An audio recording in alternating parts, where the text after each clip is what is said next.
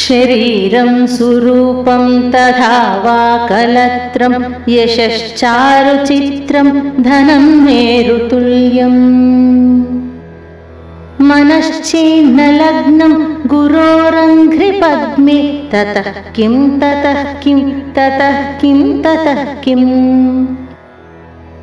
कलत्रं धनं पुत्रपौत्रादि सर्वं गृहं बान्धवाः सर्वमेतद्धि जातम्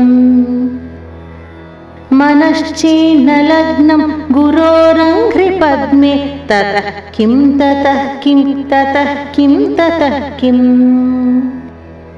षडङ्गागिवेदो मुखे शास्त्रविद्या कवित्वादिगद्यं सुपद्यं करोति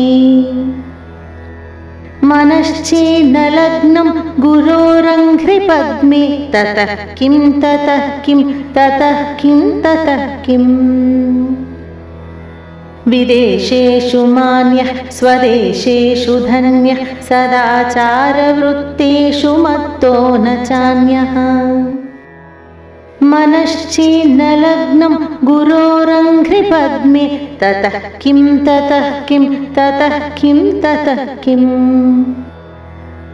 क्षमामण्डले भूपभूपालवृन्दै सदा सेवितं यस्य पादारविन्दम्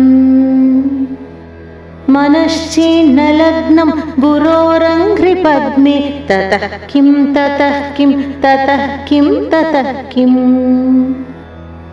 यशो मे गतं दिक्षु दानप्रतापात् जगद्वस्तु सर्वं करे यत्प्रसादात् मनश्चेन्नलग्नं गुरोरङ्घ्रिपद्मे ततः किं ततः किं ततः किं ततः किम् न भोगो न योगो न वा वाजिराजौ न कान्ता सुखेनैव वित्तेषु चित्तम् मनश्चेन्नलग्नं गुरोरङ्घ्रिपद्मे ततः किं ततः किं ततः किं ततः किम् अरण्येन वा स्वस्य गेहेन कार्यो न देहे मनो वर्तते मे त्वनर्घ्ये मनश्चेन्नलग्नं गुरोरङ्घ्रिपद्मे ततः किं ततः किं ततः किं ततः किम् अनर्घ्यानि रत्नानि भुक्तानि सम्यक् समालिङ्गिता कामिनी यामिनीषु मनश्चेन्नलग्नं गुरोरङ्घ्रिपद्मे ततः किं ततः किं ततः किं ततः किम्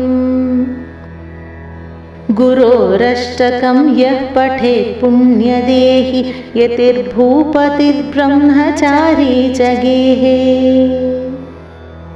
लभेत्वाञ्छितार्थं परं ब्रह्म संज्ञः गुरोरुक्तवाक्ये मनो यस्य लग्नम् इति श्री शंकर भगवत्पाद विरचितं गुर्वष्टकं समाप्तम्।